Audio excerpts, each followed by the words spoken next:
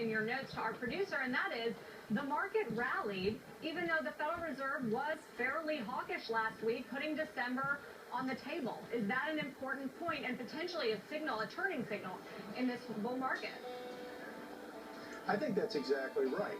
We saw something interesting. We saw the Fed say we're going to raise rates, and then rather than selling off as the market's done for years, it thought about it, it dropped a bit, and then it rallied.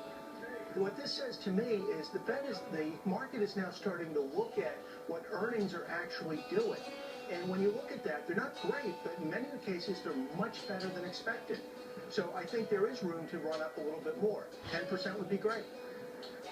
10% would be great, Brett, but I got to ask you a question. I think the market has been expecting all year long. I think investors have been expecting the Fed to want to raise rates. They expected it in the spring, they expected it in the summer, and then when September came, they were just disgusted at the fact that they kept pushing it out. And then we had that, August kind of September, we had that meltdown and that churning. And I think maybe now the market has rallied back, but I think it's just because the market is expecting, no matter what the Fed says, that December is not happening.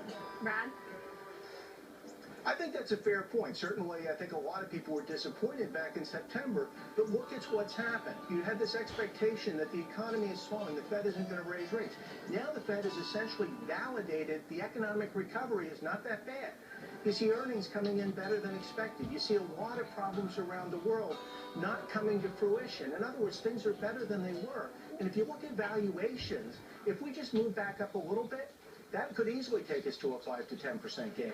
And can I just add, some of the economic data has been good. The auto sales numbers are coming in better than expected. Surely that's got to bode well for the U.S. consumer. Final word, Kenny, ahead of the jobs report on Friday. No, listen, I just think it continues to be the other macro data.